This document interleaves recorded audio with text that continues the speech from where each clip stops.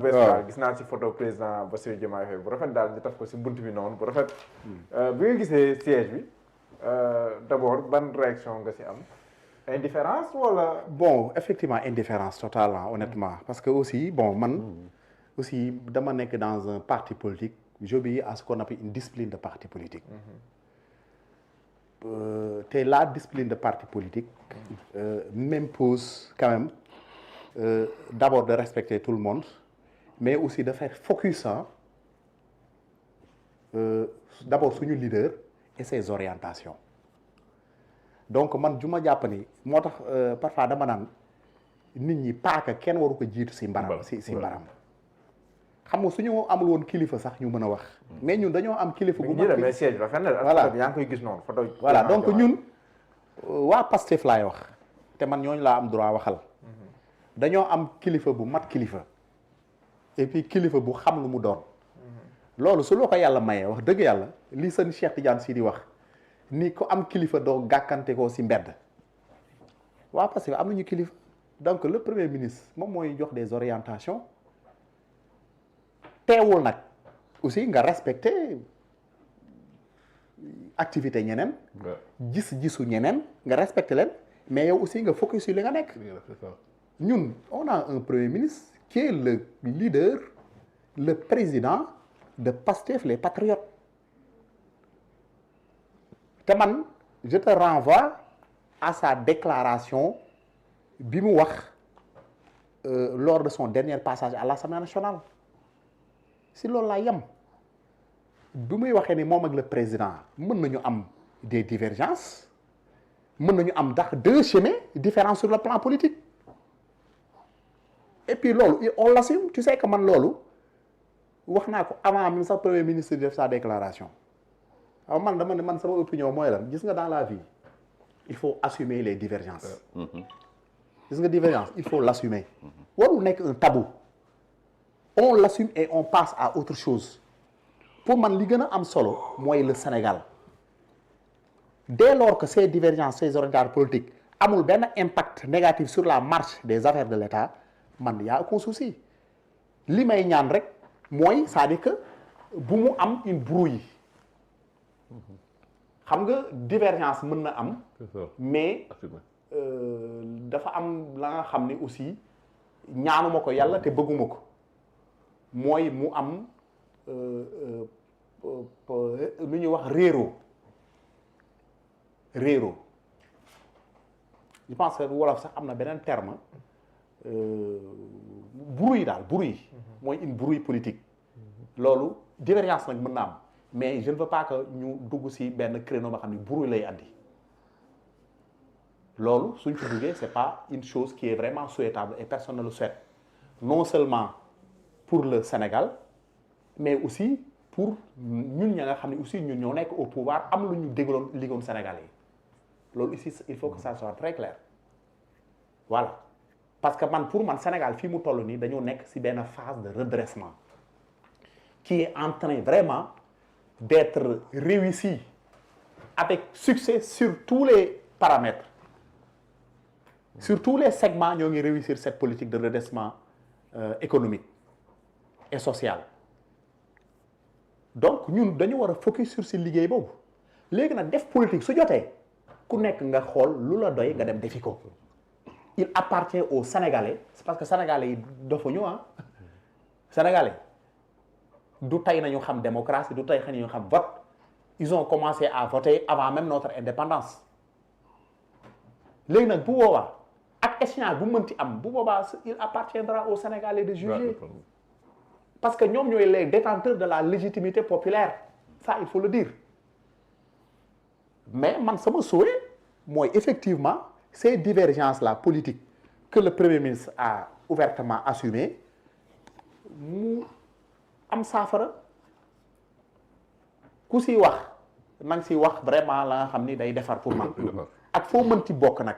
soit nga nekk dans l'opposition wala nga nekk Pastef wala nga bokk feneen. mais fi mu toll li am. est-ce que vous comprenez. man Sadio man dama lay wax man sama position. mais fi mu toll le constat mooy. waaw président Diomaye bind na lettre am loolu c'est dépassé Diomaye président am na son siège ña farak ñenn ña farak sur la VDN. waaw sur la VDN. pas n'importe où. waaw xaw a jàkkaarloo ak yéen sax. den ak Déthié Fall. dafa den na Déthié Fall. foofu sax la Madické Niang nekkoon 2019. kon même kii barab bi waaw. même wala ñoo takkaloo rek ci montagne bi noonu. foofu kay maa ko xam. mais.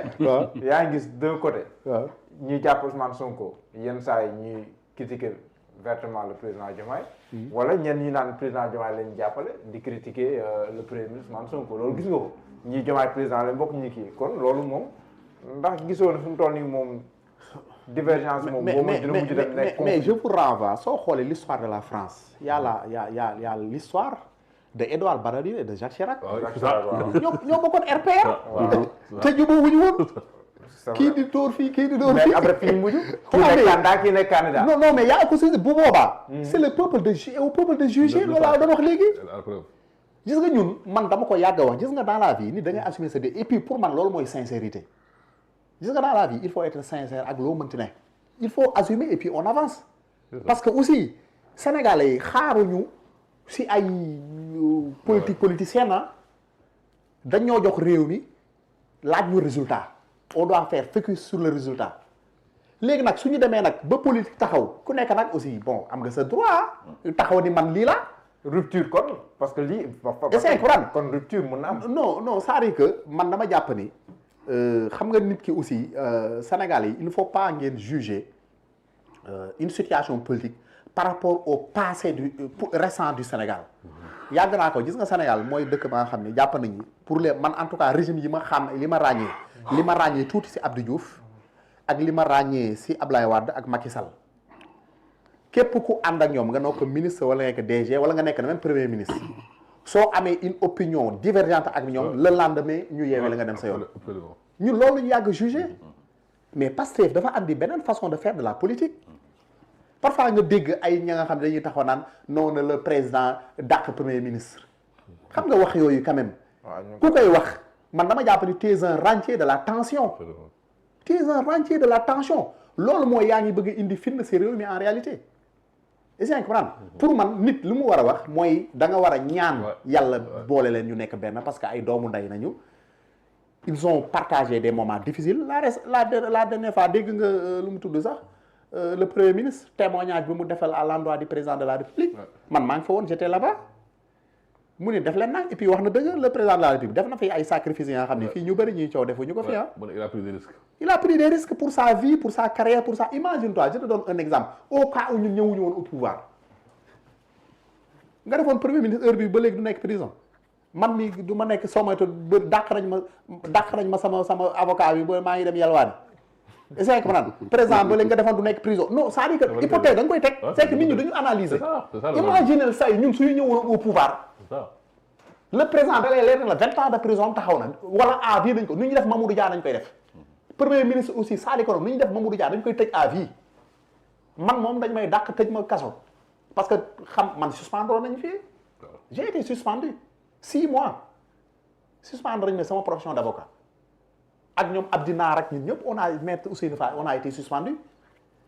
te mu leer na la si Macky Sall continue au pouvoir heure bi peut-être on serait derrière les barreaux on serait derrière les barreaux donc ces risques là nous avons pris ça tout le monde a pris ça donc man dama jàpp ni dans la marche réalité politique non dëgg la ma ni compagnonnage gis nga compagnonnage ndoon na woon démb daal gis nga jàll compagnonnage dafay am des hauts et des bas te loolu il faut l'assumer te Diallo gis nga man du ma n'importe qui aussi man d'abord responsable politique là ensuite responsable là aussi sur le pouvoir man du ma wax comme un journaliste quelqu'un qui est libre de wax am na yoo xam ne aussi je suis un homme d'état su ma jàkkaarloon président li mu koy wax wala jàkkaarloon le premier ministre du mu koy wax mais du mu ko wax publiquement absolument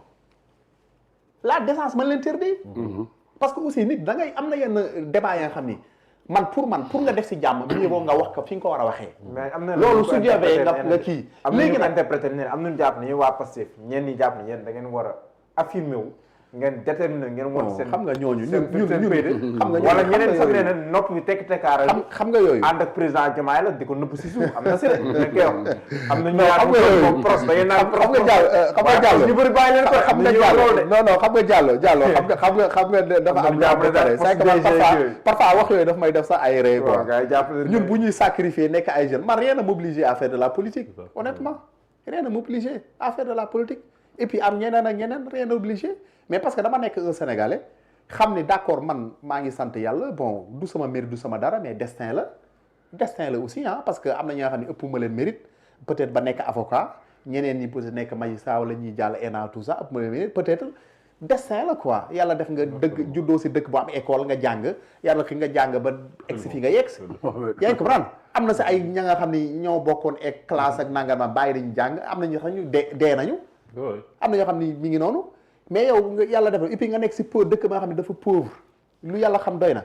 ñu si bëri l'écrasante majorité dañ si ay difficultés li ñuy dund mais man personnellement am na ñoo xam ne aussi ñoom il choisit la entre guillemets la neutralité seen yoon ne aussi ñoom dañ jàpp seen bopp nañu war a régler seen affaire su baaxee ça y est man gëwuma loolu man dama gëm ni man sama bopp rek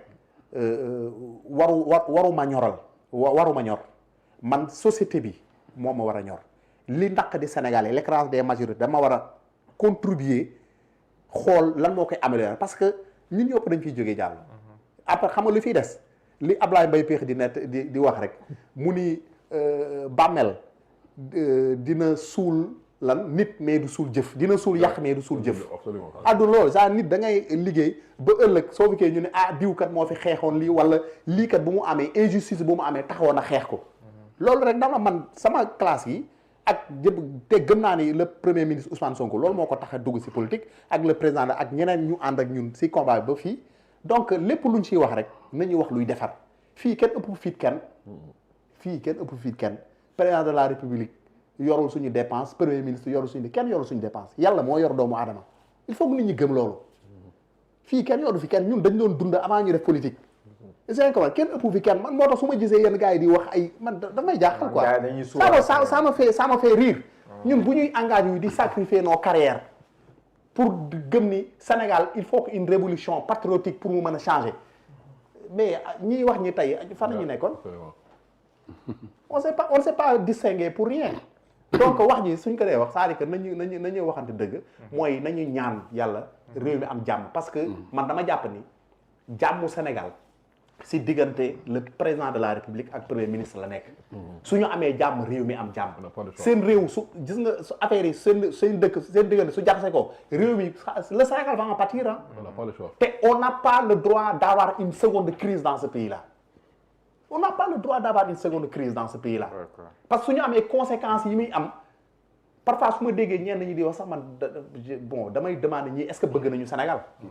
est-ce que bëgguñu ça donc dañuy ñaan yàlla def jàmm ci àdduna après mais divergence mën na am loolu ça n'empêche pas le premier ministre def liggéey le président de la République ñun les ministres aussi di def seen liggéey les directeurs aussi généraux di def seen liggéey man loolu laa gëm quoi donc te dama jàpp ni ici lii épreuve la qu'on va traverser man loolu laa gëm mais le Pastef yow jàpp nga ne waa Pastef moom duñu dellu ginnaaw ci logique bi ñu nekk waa Pastef duñu dellu gannaaw ci logique bi ñu nekk ñoom neneen duñu liggéey soxna Aminata Touré ak yooyu ñu dundoon seen communiqué bi waa Diomaye président moom ñu ngay évoluer ñoom am nañ seen siège ñu ngay dem ci ay ndaje ak yooyu dafa représenter le président de la République ak yooyu kon lii bu continuer fa leen jëm bu ko nekk toppee yoonam non xam nga àdduna évolution day am fii gis nañ fii lii gars yi di wax seules les montagnes ne se rencontrent pas fii lu nekk am na fi gis nañ fi say ku la ne woon entre guillemets waa APR daañu toog même conférence de presse ak ay Khalifa Ababacar Sall ak ay waa PDS loolu xam nga ni suñu ko mënoon def da nga naan lii science fiction la ngay wax waaw donc àdduna lu nekk mën na ne d'autant plus que deux frères man dama jàpp ne ñoom c'est les deux frères te man loolu laa gëm peut-être il y a un nuage qui est là qu'il faut dépasser pour man c'est naturel et puis c'est normal pour man loolu day wane rek sincérité peut bi nekk ci ñoom loolu rek la parce que nit aussi dans la vie il faut être sincère dans la compagnie yaa ngi comprendre loolu la bon man gëm naa ni incha allah on va se retrouver entre frères, continuer de construire ce pays-là jusqu'en 2050. Voilà ku nekk ci parti bi nag ak ku nekkul ci parti bi tamit sa intérêt ak lu mu tudd sax ak su jàmmu Sénégal mooy ñu fexe ñaan ci réew mi vraiment mu am une stabilité institutionnelle parce que Sénégal tal nañu leneen. li ma doon wax sànq rek foofu laay terminer. Gumba tal na leneen lu dul tëbiteen. voilà mais yow daal yaa ngi Pastef. non mais bien sûr man Pastef man Ousmane Sonko mooy sama leader politique. man Ousmane Sonko xam nga parfois dama bañ vaar sax ti ma mais man peut-être Ousmane Sonko sax su bàyyi politique ma bàyyi politique honnêtement je vous le dis man Ousmane mooy sama leader politique. yaa ngi comprendre mais xam nga àdduna kenn xamul luy xew. demee kenn xamul luy xew moo tax doo wax yenn yi quoi il faut pas être péremptoire sur certaines déclarations. yaa ngi ko mais je me dis que Ousmane Sonko man honnêtement leader bi ma doon wut bi ma nekkee xale ba léegi jaar si Ablaye Wade jaar si Talla Sylla. ñun ñëpp non si jaar naa fa man révolutionnaire laa jaawoon man révolutionnaire rek lay atal. am nga leader révolutionnaire moo tax xawlal bi ma gisee Ousmane Sonko ma ni waajaangoo. ñooñu bon Talla Sylla c'est un grand monsieur honnêtement c'est un grand monsieur peut-être aussi parcours politique am moo xaw a am na yenn décision yoo xam ne dafa warul dëkkoo mais Talla Sylla man jàpp naa ni peut-être mënoon na am envergure bii sax Ousmane am mais malheureusement il a fait peut-être des erreurs est-ce que du way mais c'est un gars mais il est très brillant Talla Sylla surtout dans la réflexion moo tax bi ma gisee Ousmane ma ni kii laa doon wër d'accord ak yaa ngi Moussa Tine yéen a fa nekkoon ñoo fa nekk ñoom Moussa Diakhaté si ñoom bari donc moom APR ngi liggéey lu am non mais gis nga loolu moo tax ma yeggale foofu ma ni man bi ma gisee sawaay Ousmane ma xam ni kii c'est un homme de conviction te li mu doon wax ci opposition moom lay wax bu mu nekkee au pouvoir soo xamul Sénégal soo ko xamul soo ko déggee ngay mu ñaan kii mooy premier Sénégal yow da ngay fàtt sa nopp waaw Talla ñu ngi koy nuyu bu baax waaw sama grand de Thiès voilà Lord de Thiès waaw moo nekkoon c'est l'ex-maire de Thiès voilà c'est ça mais maa ngi ko doon sànq René gars yi ñu ngi xuloo mais yéen a ngi liggéey est-ce que gars yi xam ne li ngeen di liggéey waaw mais d'abord damay rebondir si ñoom par rapport lu xew après nga ñëw si li ngeen di liggéey c'est-à-dire que je l'ai entendu et je pense qu'il a fait un discours hautement responsable. non mais non il a fait non du opposant parce que j'entends des